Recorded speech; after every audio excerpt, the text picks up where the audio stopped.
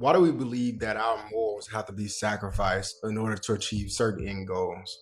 I think we as people have enough lessons throughout the history that we've kind of been on this earth that sacrificing who you are as a person, your true character, sacrificing things that you care about, sometimes they may not be the best way to go about it. I'm your host, Keontae, and thank you for venturing me today. I want to have the conversation that really looks at three key principles in relation to morals, obligations, and the outcome. The first point, when you look at morals, I think over time, we sometimes tend to bend when it relates to our morals. What is an example?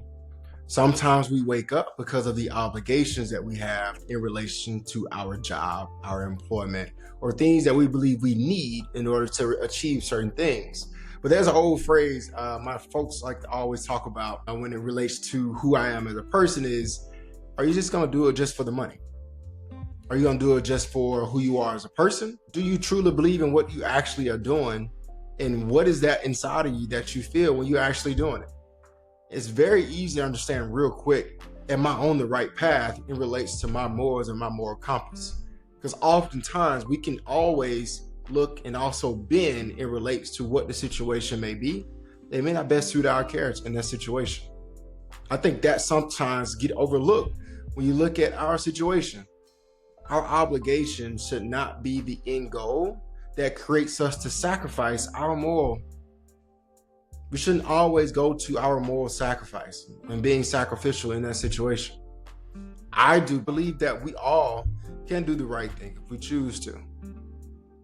There's an old saying, you have two choices. You can go down the path of righteousness, or you can go down the path of not being true to who you are. I choose to be righteous in what I'm doing. I choose to lead with honor, courage, integrity. Those things matter. Somehow, some way, our morals get sacrificed and that doesn't become at the forefront of the conversation. What do we typically replace that with? One of the things I grew up in life that is something that I've kind of worked on is being able to do a job just because of the end goal, because of the outcome that it kind of brings to me, kind of the joy. And I can recall a lesson, and I think back to myself as a child. I used to always get rewarded for doing right or doing the things I had to do. For example, I was that person that really took pride in getting 100, not a 95, not a 90, but 100. And I think over time, it started to become numb. Like I wasn't fulfilled if it wasn't a 100. It was a 95 or a 98.